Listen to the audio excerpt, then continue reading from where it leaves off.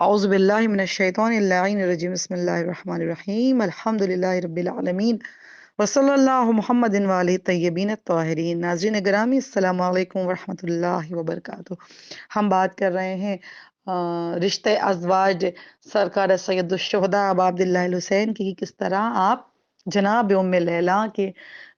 رشتہ ازواج میں کس طرح منسلک ہوئے، کس طرح مولا کائنات جناب مرہ کے در دولت تک کے آئے اور آپ نے رشتہ مانگا کہ جناب ام لیلہ کا رشتہ میرے بیٹے کے لیے دے دو، تو آپ کے والد محترم کی عاجزی اور آپ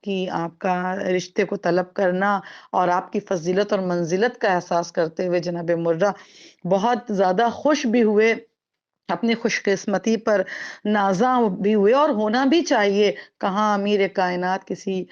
کے دروازے پر پہنچ گئے، کسی کی در دولت تک آئے، تاکہ ایک کربلا، ایک جو منظر بپا ہونا ہے اور ایک جو اسلام کی ایک جنگ ہونی ہے، اس میں جناب ام لیلہ کے گود کے پالے حضرت علی اکبر کی بھی ضرورت ہے۔ لہٰذا آغاز کرتے ہیں ہم کہ کس طرح آپ نے جناب مولا کائنات علی ابن ابی طالب کے سامنے اپنی عاجزی کا اقرار کیا۔ مولانا صاحب فرماتے ہیں کہ عاجزی دیکھ کر بولے یہ امیروں کے امیر، آپ کو رب اولا اور بھی بخشے توقیر، آپ کی کشور عزت میں ہے جاگیر کنیز، آشنا آپ کے در سے بھی ہیں عالم کے فقیر، جس میں دستک دل رضوان جنا دیتا ہے، ایسی جاگیر خدا سب کو کہاں دیتا ہے۔ ماں پکاری، ابھی تک باپ کے تاثرات کو ذکر کیا۔ آپ دیکھیے ماں کا دل کتنا شاداں ہوا کہ جب سنا کہ حضرت علی علیہ السلام امام حسین کا رشتہ لے کر آئیں۔ ماں پکاری کہ یہ الطاف سوا ہے کہ نہیں، کرم ملک توقیر و حیا ہے کہ نہیں، نور کے صدقے میں خاقی کی بقا ہے کہ نہیں، شاہزادی کی کنیزوں پہ عطا ہے کہ نہیں، پڑھ کے شکرانہ حق شکر کلامی کے لیے، اور سب چلیں تربت زہرا پہ سلامی کے لیے۔ بہت خوبصورت یہ مصرع ہے کہ آپ نے فرمایا، ظاہر ہے کہ ہم بھی اپنی زندگی میں یہی کرتے ہیں کہ جب ہماری کوئی خواہش پائے تکمیل تک پہنچتی ہے تو ہم اللہ کی بارگاہ میں بے ساختہ سجدے کے لیے سر جھکاتے ہیں، نماز پڑھتے ہیں، اور یہی آپ نے اس بحر میں فرمایا ہے کہ پڑھ کے شکرانہ حق شکر کلامی کے لیے، سب چلیں تربت زہرا پہ سلامی کے لیے۔ الغرض ہونے لگی عقد کی تاریخ پہ بات، دین احمد کو نظر آنے لگی راہ نجات، روشنی کے لیے قدرت نے چنا نور کا ساتھ، خم کا دن خوش جو ہوا جھوم اٹھی قدر کی رات۔ کتنا خوبصورت یہ مصرع ہے۔ خم کا دن خوش ہوا جھوم اٹھی قدر کی رات، کامیابی جو ہی تقدیر کا عنوان ہوئی، ارے عرش پر چال ستاروں کی بھی آسان ہوئی، سج گئی بزم ولا اہل کدورت نہ رہے، آئینے صاف ہوئے منظر حیرت نہ رہے، ذائچے وقت کے پابند مصیبت نہ رہے، روز و شب خوش ہیں کہ اسباب نحوست نہ رہے، لمحہ سعد ملا برج شرف میں آیا، تارا خورشید سے ملنے کو نجف میں آیا، ضبط تحریر میں اب خلد کو لایا جائے۔ بہت خوبصورت یہ مصرع ہے کہ کس طرح عقد کی تاریخ پر بات ہونے لگی، کس طرح زمین بھی خوش تھی، آسمان بھی خوش تھا، ستارے بھی خوش تھے، اور ظاہر ہے ایک خوبصورت انداز میں خوبصورت لفظوں کو جوڑ کر کے اتنا خوبصورت مصرع اور بند کو مولانا صاحب نے لکھا ہے، مولا ان کو بہت جزائے خیر دے، کہ ضبط تحریر میں اب خلد کو لایا جائے، نقشہ کیفیت جشن منایا جائے، استعاروں میں نہیں کھل کے بتایا جائے، پھر یوں خوش ہیں پھول یوں خوش ہیں کہ پھولے نہ سمایا جائے، ارے اپنی خلقت کے فریضے سے ادا ہوتی ہیں، خوشبوئیں نام پہ لیلا کی فدا ہوتی ہیں۔ رخ دیا آمنہ خاتون نے محفل کو عجب، اپنے بیٹے کو بھی بلوایا سرے جشن طرب، ماں سے پوچھا جو پیمبر نے مسرت کا سبب، ارے دل کے ٹکڑے سے یہ فرمایا بیک جنبش لب، کیا کیا خوبصورت لفظ کو موتی کی طرح پرویا ہے، دل کے ٹکڑے سے یہ فرمایا بیک جنبش لب، ارے یوں بھی کچھ مجھ کو عزیز دل و جاں ہے لیلا، اے محمد تیرے ہم شکل کی ماں ہے لیلا۔ اور اب ظاہر ہے کہ جب عقد کی بات ہوئی تو اب ہر ماں کو اپنے بیٹے کی شادی کا بڑا ارمان ہوتا ہے۔ مولا کائنات تو خود اس رشتے کے لیے در جناب ام لیلہ تک کے آئے، لیکن ماں کا جذبہ اور خاص طور پر ہم جو ماں کی محبت کے بڑے سارے پہلو دیکھتے ہیں وہ جناب زہرا کی زندگی میں اور مولا امام حسین علیہ السلام کی زندگی میں دیکھتے ہیں کہ کس طرح آپ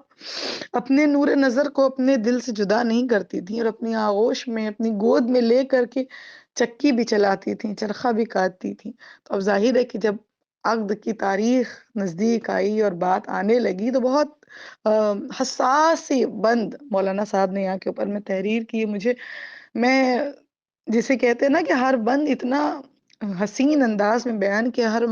بند کے اندر اتنا اثر ہے کہ میں نے اسے کئی مرتبہ پڑھا ہے، لیکن پھر اس کے باوجود بھی یہ ابھی جب بھی پڑھو تو نیا لگتا ہے۔ کس طرح دیکھیے احساس کو پرویا ہے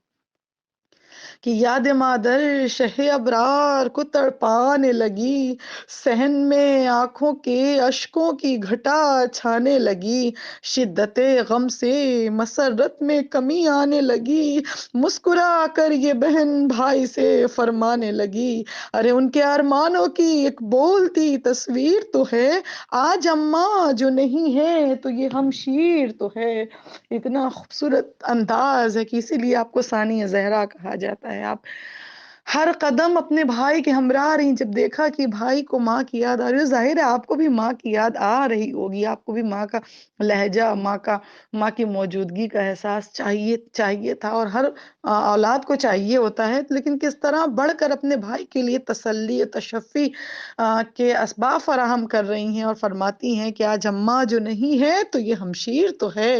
ارے پیار مادر کا جو خواہر کے سخن میں پایا، اشک آنکھوں سے رکے لب پہ تبسم آیا، شہن ملبوس حسین زیب بدن فرمایا، باغ جنت سے ملک گونت کے صحرا لایا، اور سر پہ سایہ چل کا برادر پہ کیا، زینب نے سر پہ قرآن کے بھی ہاتھ رکھا زینب نے، اور آسمانوں پر نشیبوں نے چڑھایا پانی، آسمانوں پہ نشیبوں نے چڑھایا پانی، ہاں مگر دشمن سرور کا اتارا پانی، ارے عرش سے شہ پر جبریل نے چھڑکا پانی، جھوم کے آئی گھٹا ٹوٹ کے برسا پانی، جھوم کے آئی گھٹا ٹوٹ کے برسا پانی، اس کا روزہ تھا تو لب اپنے بچا کر نکلا، پیاس کا چاند بھی کوثر سے نہا کر نکلا،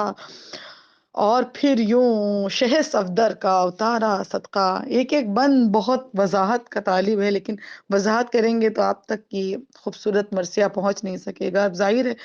کہ جب ہمارے ہاں کوئی دولہا بنتا ہے تو سب سے پہلے مائیں اور بہنیں اور خاندان کی جو بڑی خواتین ہیں، یہ بہنیں سب کوئی بڑھ کر صدقہ اتارتا ہے۔ دیکھیے کس خوبصورت انداز میں آپ نے اس بند کو تحریر فرمایا ہے، احساس کے ساتھ۔ ظاہر ہے کہ امام کا ہر فعل اور ہر عمل ایک مقصد کا متقاضی ہوتا ہے، لہٰذا آپ نے کس انداز میں فرمایا، اور پھر یوں شہ صفدر کا اتارا صدقہ، دل کمر پہلوے اطہر کا اتارا صدقہ، نور عینین پیمبر کا اتارا صدقہ، سر پہ صحرا جو بندھا سر کا اتارا صحرا، سر پہ صحرا جو بندھا سر کا اتارا صدقہ، اور کام توحید کی تعمیر کا آسان ہوا، ہر طرف سجدے عاشور کا اعلان ہوا، فرض کی راہ میں معصوم معصوم ادائیں لے کر، ساتھ میں دامن قرآن کی ہوائیں لے کر، حوصلہ باپ سے مادر سے دعائیں لے کر، ہر بلا ٹال دی بھائی کی بلائیں لے کر، پیار سے بیٹی کو ولیوں کے ولی نے دیکھا، حرز زہرا کی طرف ناد علی نے دیکھا، حرز زہرا کی طرف ناد علی نے دیکھا۔ وآخر الدعوانا ان الحمد للہ رب العالمین۔